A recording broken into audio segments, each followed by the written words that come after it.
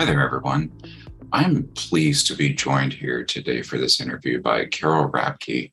Carol Rabke is a tech to market advisor with the Department of Energy, and we're going to ask her some really great questions that will help each one of you out as you're moving through, the potentials, let's call it, with SBIR and STTR through Department of Energy. But first, Carol, thank you for joining us.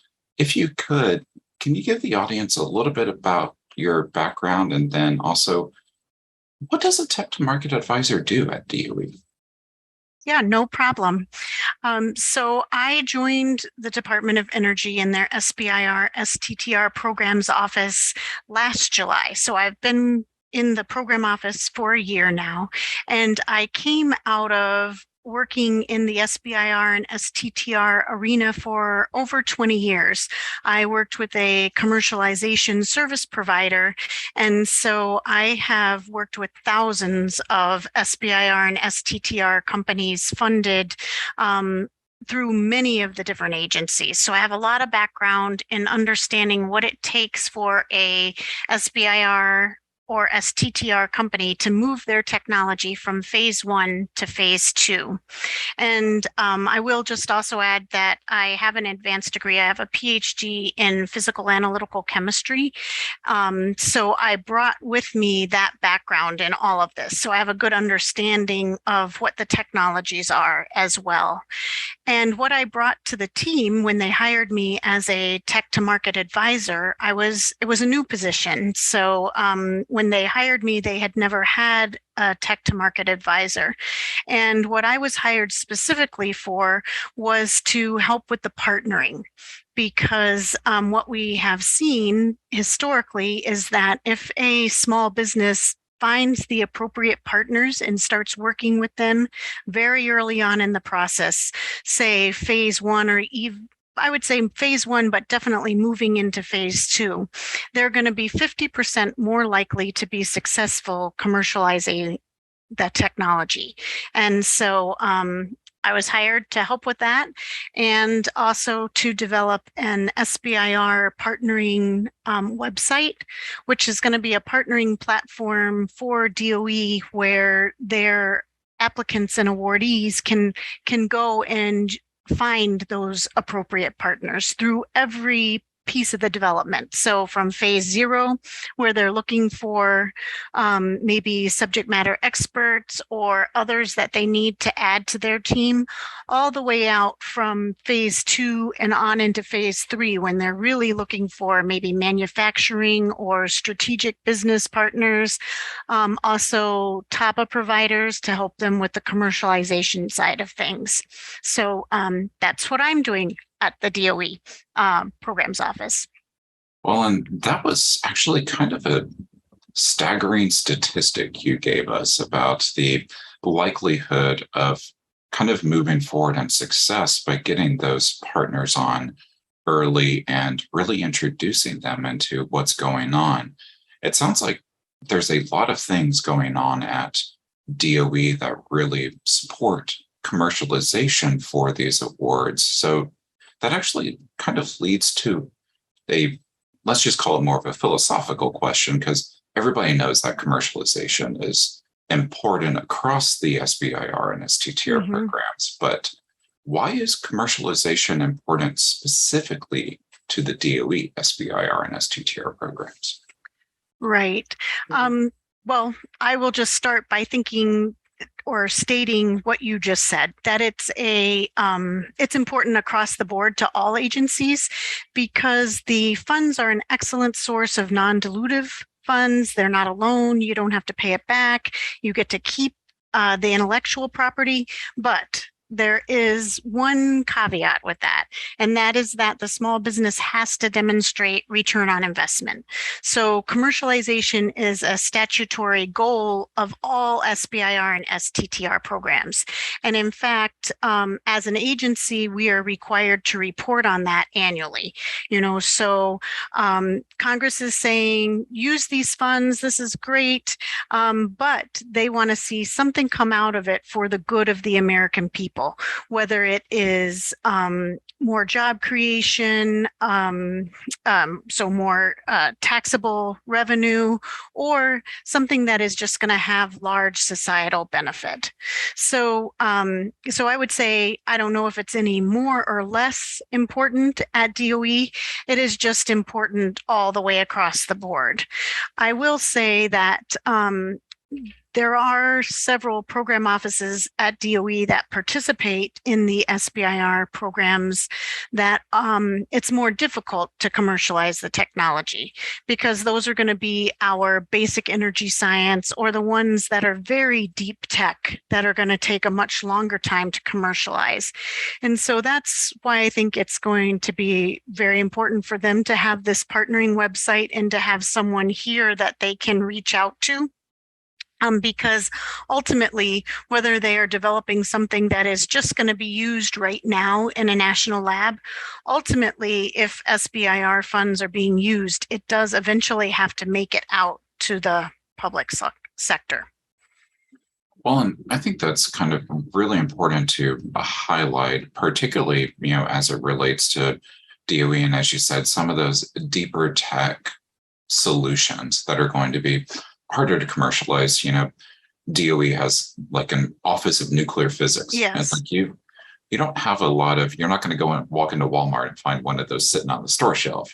You're right. not going to have a lot of targets. So I definitely agree that, that partnering capability for people with those longer goalpost products that will get to the market eventually is a really great asset. And kind of speaking of great assets when it comes to commercialization.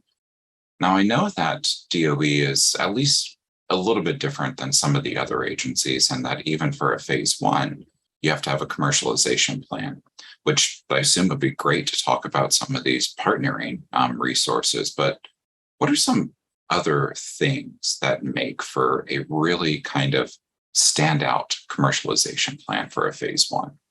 Right. So two pieces here. One is, and it's kind of a follow-on for what you said at the beginning of that I just want to make a statement to. So some of the technologies that are going towards, nuclear energy, or they might be going into our basic energy science program or our high energy physics programs. What needs to happen there is you need to tease apart the technology that's being developed. And maybe it's not that technology can immediately find a fit within a commercial system or a commercial product, but maybe pieces of it can. And so that's one other thing for folks to keep in mind. If you're designing something that's very deep tech, what other little pieces could I pull out of that could be used to help me begin to generate revenues at an earlier stage? So I just wanted to throw that out there really quickly. So in terms of a phase one commercialization plan, what should you put into it, and specifically for DOE. So I will say on our website, you can go to applicant resources, and I will provide you with the links so that people can find them. But there you will find an example phase one commercialization plan. And so I would say it's very important to go and download that example. The DOE phase one commercialization plan is only 4 pages in length. So what it's really trying to do is get you to start thinking about what your strategy is going to be for commercialization. It does mirror the 15-page phase two commercialization plan in that it speaks to the same 4 sections. So you're going to have your market opportunity section, you're going to have your team and company section, you're going to have a competition and IP discussion, and then you're going to have your revenue model. And so going into phase one, you really need to understand what the opportunity is in terms of the market. How are you going to get return on investment? And is there an opportunity for it there? So make sure you're doing customer discovery. Even, before you get into phase one, start talking to some potential customers and try to understand what their needs really are. And that will also help you understand what the opportunity is. You're going to want to understand your competition. So it's the kiss of death to say, oh, I don't have any competition. That is absolutely not true. If there is an opportunity out there, then someone else is also working at a way to access that opportunity. It may not be the same way, so it may not be direct competition, but someone else out there is working on a solution if there really is a significant problem with a large market. And then the other piece that you want to make sure you speak to is your team. Your team is so important in phase one. So in describing your team, you want to make sure that it may be very technical in phase one, but you want to speak to how you're going to grow the team and start to add in the critical pieces of a business team as well. And you don't have to have them all. I will just say that out front, phase one or phase two. You don't have to have that team completely built, but you do need to describe the time frame of how you're going to build it and what the credentials of those people are going to have. And if you don't have the team in place, you need to talk about what you're going to do in the interim. Are you going to work with an accelerator that's going to provide some of that? Maybe you have another, a center at a university that can provide some of those pieces. But you definitely want to call out who specifically on the team is responsible for that commercialization, even if it's not going to be their full-time job in the interim situation. So it really sounds like, for DOE in particular, at least on the, phase one, you really just need to have some ideas. It's more of a kind of thinking exercise on right. Where do I go? What do I do? What do I need to kind of tap into to make sure that I'll be successful in the end? And I do greatly appreciate you brought up the competition, because that is let's go ahead and call it an argument that I have with any of our clients, where they go, well, there's nothing out there like what I'm doing. It's like, true. Well, maybe that's true, but sometimes the status quo is your competition. Oh, definitely. You're going to take market share. Yeah. Are they fine with the problem as it is? Are they fine with the solutions that are out there? How are you going to convince them that you need to do something different? It seems like a weird example, but in a lot of our accelerators, I always give the example of Jurassic Park. And you go, well, that would be totally unique. And it's like, yes, but they still have competition because they are entertainment. You are competing with people's entertainment budget, their entertainment dollar, and you have to show that going and petting a Tyrannosaurus Rex or whatever is worth the $50,000 when they could rent 50,000 movies. Right. It's where are you going to have that trade-off, and why is that trade-off important?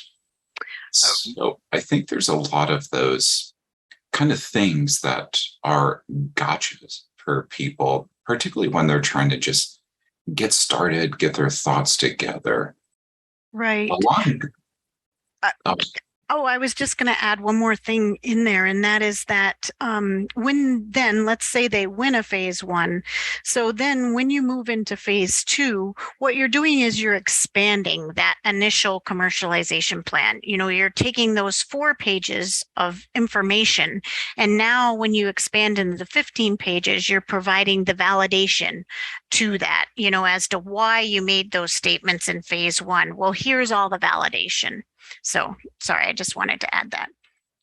No, and that is a perfect way, because I was going to actually kind of lead into that was, it sounds like for the phase one, it's really that you get your, let's call it creative juices going. Mm-hmm. And then the phase two is that nuance of okay, well, now we want you to, put some end goals down. Now we want you to actually have a formalized plan, something that is actionable, something that looks like you're taking the right steps. Yes. So to get those right steps together, what is one resource that everyone should be aware of if they're struggling with the commercialization, from applicant side, even to awardee side?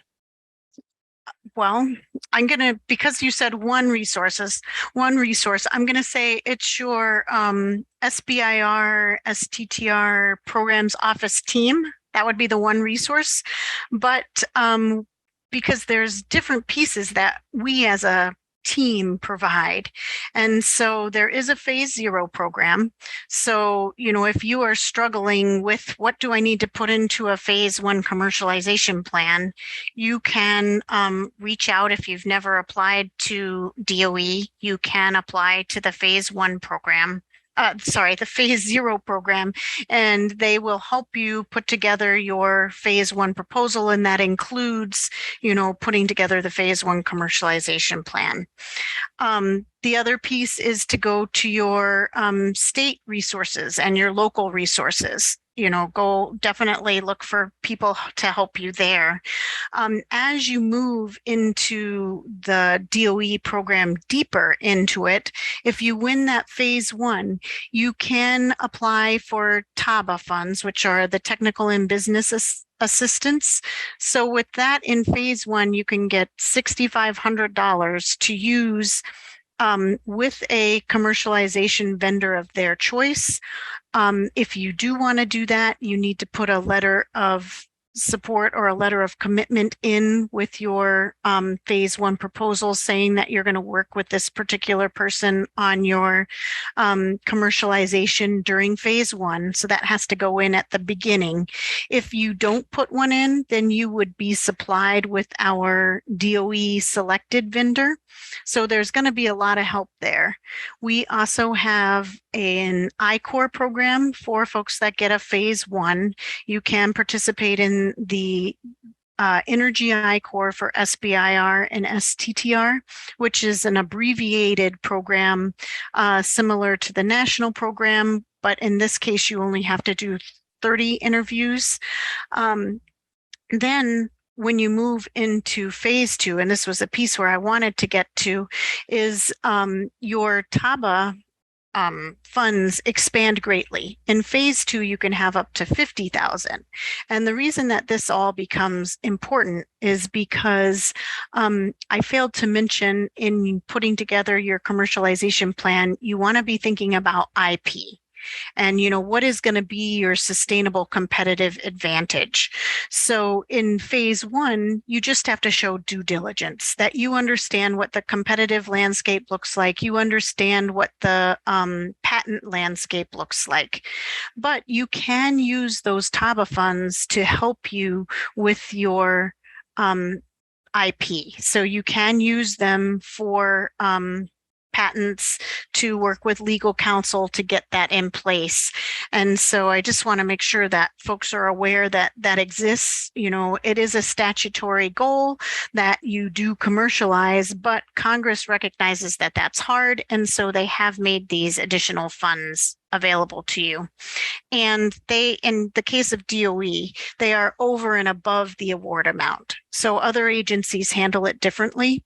But in the case of DOE, it does not impact your funds that are available for the award. They are provided above it.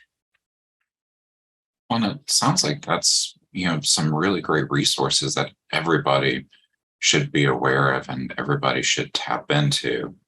Now, I'm going to flip the script on you a little bit, Carolyn. Okay. I'm going to throw a curveball question at you, because I think there is one upcoming resource that is going to be very great for people. And in our accelerator cohort, Eileen kind of gave people a little bit of a overview about, what's in the pipeline, but I know that it's near and dear to your heart and something you're working on. So what is going on with the Partnering Resources new website for DOE? And can you give us a little preview on some of the stuff that is going to make it, let's just say, shine? Yes. So I am very excited about it. It was actually supposed to be released in July of this year. I have been working on it very diligently, but we ran into a contracting issue, and so it is going to be delayed. So I'm just throwing that out there because I've been talking about it for a year, so I want people to know it is still coming. So what the platform is going to allow folks to do is if you are someone on the applicant side or an awardee, you can join as an innovator. But on the other side, we are going to have partners join, and those partners are going to be from anywhere along the development path, those types of partners that you might need. So again, as I was mentioning when I first started speaking with you, it could be subject matter experts, it could be strategic partners that you might need to license to, it could be manufacturing service providers, it could be a design engineering design firm. Let's say you have this prototype, but you don't know how to expand it now. It could be folks that are going to do test and certification for you. So there's going to be a lot of different types of partners that you need as you're going from, let's say phase 0 through phase 2. But then as you move forward, you're going to even need to look for additional sources of funding. So we hope to have VCs on here as well, angel and VC investors on the site. And but as I mentioned, it is delayed. So I want to give you a resource right now, and that is that I have on our website, our DOE website, there's a page that is called Partnering Resources. So if you go to the Partnering Resources page, you can have a description of all the different types of partners that you're going to need along the way. But you will also find that our legal department allowed me to post some of the resources that I have been gathering. And so you can find commercialization service providers, you can find manufacturing providers, you can find engineering design services, and then test and certification folks. And they are all singled out by page because it is not the platform that I am eventually building. It is not searchable at this point, but it will be searchable when it becomes the actual website. And I'll also say the one other piece that's going to be really cool about the partnering website is that we are going to use AI to help folks find each other. So, we're going to have the partners come on and say, well, I'm looking for technologies in this area. And then on the innovator side, we're going to have, when you register, say, these are the technology areas I work in. And so using AI, we're going to help them find each other. And we're also going to use the AI when our funding opportunity announcements come out and when our topic releases happen. So in July and November, we're going to actually match the topics to folks that have said, oh, I work in this area. So it is going to send out, information to the innovators that are registered that say, oh, there's topics in these areas.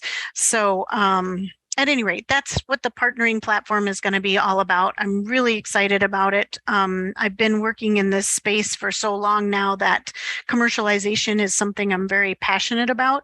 And so, eventually it's going to be very exciting. Well, and it definitely sounds like it's going to be a heck of a platform. That really sounds like one of the best tools or resources that I've heard of that'll support people kind of fully through that commercialization and even proposal development. Yes. I'm assuming that people will be able to match, you talked about venture capital, so we'll match with investors. You talked about, partners for manufacturing process. That actually comes great with letters of support or even customers. Right. Letters of support are really important to the whole process because, again, as I mentioned at the start of it, you're going to be 50% higher chance of success if you start building those relationships early. And there's no better way to show that you're starting to develop those relationships than with letters of support. So phase one, your commercialization plan, it would be great if you have a letter of support to include, but you don't have to have them. They're not discussed in it. But it's always great to provide them if you have them, or mention it, in your phase one commercialization plan that I've already started talking to these folks. But when you go into phase two, yes, those letters of support start to become very critical, just to demonstrate or to validate that, what you're saying in there, like these are the types of customers I might have, or there is a real need. If you can have a letter of support from a potential customer that validates that need exists and that your solution would solve that problem for them or save them, X amount of dollars, that's great to put in there. Yeah, I'm really excited for that platform to be released and kind of looking forward to it myself. Yes. So you've given us a lot of really great insights into, kind of some of the things that people need to be thinking of when they're looking at, let's say even just approaching SBIR and STTR with DOE, because commercialization is going to be a factor no matter what, and they need to start thinking about it early. They need to start working towards it early. What's one final piece of advice that you'd like to leave our audience with? The final piece of advice would be to not be afraid to talk to people about what you're doing.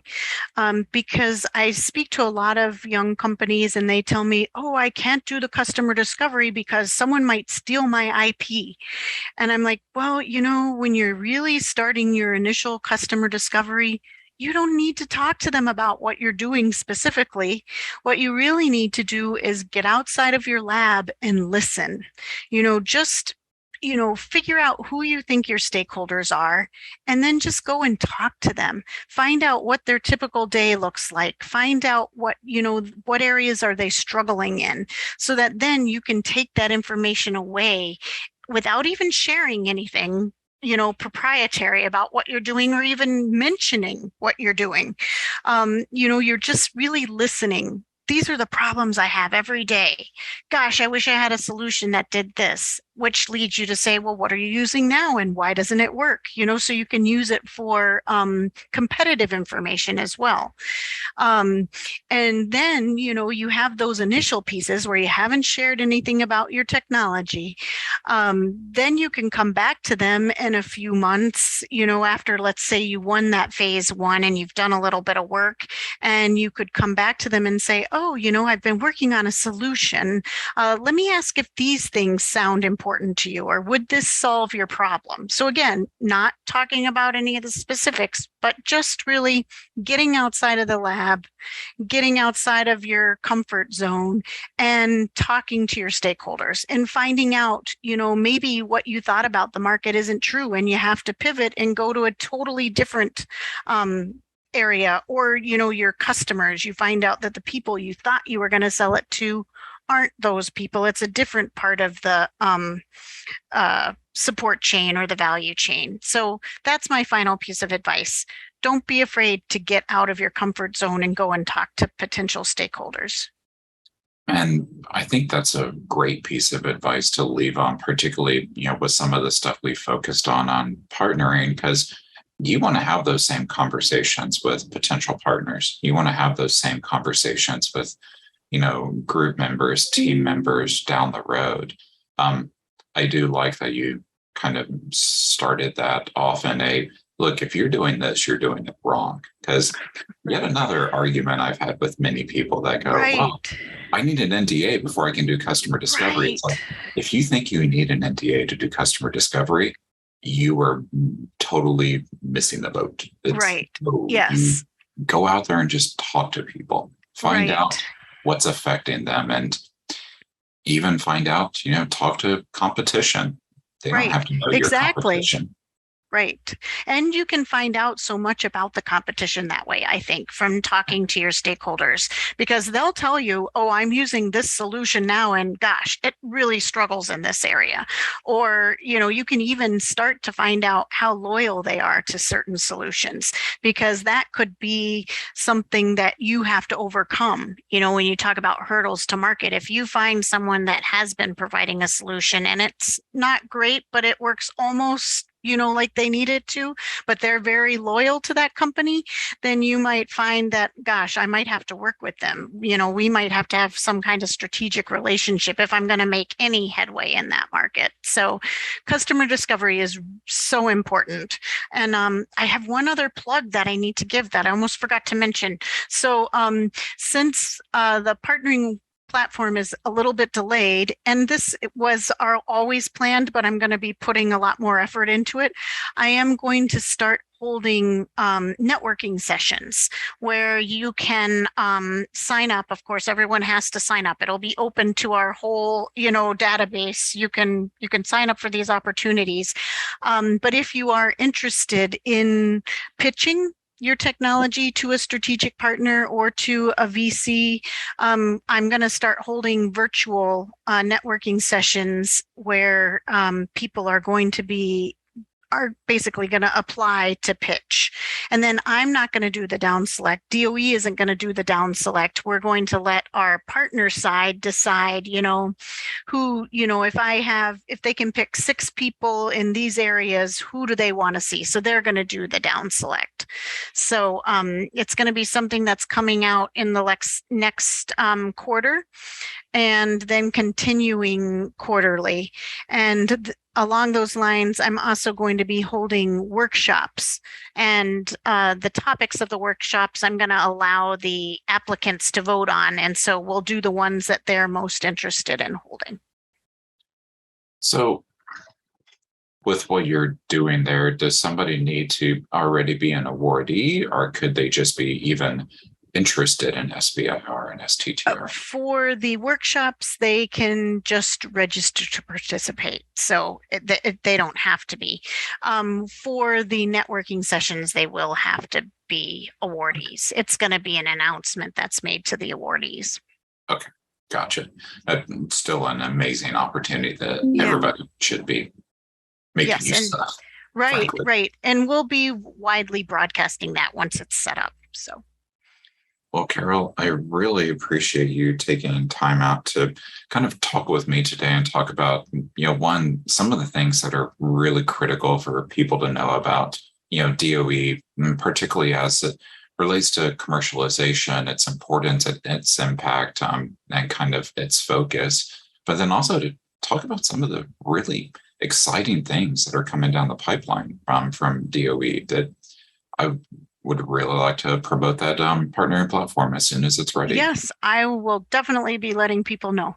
So, but in the meantime, they can find resources on our partnering page. So it sounds like right now there are some really great resources, but once the platform is up, the resources will be much more fully fledged. Let's just call it. And it'll be easier for them to connect with them. Because right now I don't have a way for them to communicate other than for them to reach out directly, but the platform will enable them to, I think of it as a dating site for scientists and engineers, so they'll be able to find their scientific match there, and they'll be able to converse with each other privately and confidentially, so that, their identity doesn't need to be made known until they're ready to have it be made known. And I think that's particularly important on the VC and the partner side, because they may be somewhat interested in a technology, but they're not really totally interested in releasing all their contact information yet. They just want to have some initial discussions. Well, really looking forward to it. Thank you again, Carol, for taking time out, talking to our audience, and just looking forward to finding out more along the way and just really building a better database of information and living library for not only the companies across New Mexico, but just across the innovation ecosystem as a whole. Definitely. Definitely. It's been my pleasure speaking with you. So I look forward to working with you in the future. Well, thank you. And audience, we hope that this interview was really insightful for you. Carol is going to send us some information and some links that you will be able to find. One, at least if nothing else, in the description below this video on YouTube. Two, potentially as clickable kind of pop-ups as we talk about it during the video sections here. Got to make sure that I can do that without it looking janky. But No thank you all problem. for watching. Thank you for participating, Carol. And until next time, we hope that this was informative, insightful, and at the end of the day, helps you move forward with potentials, if nothing else, with SBIR and STTR. Definitely.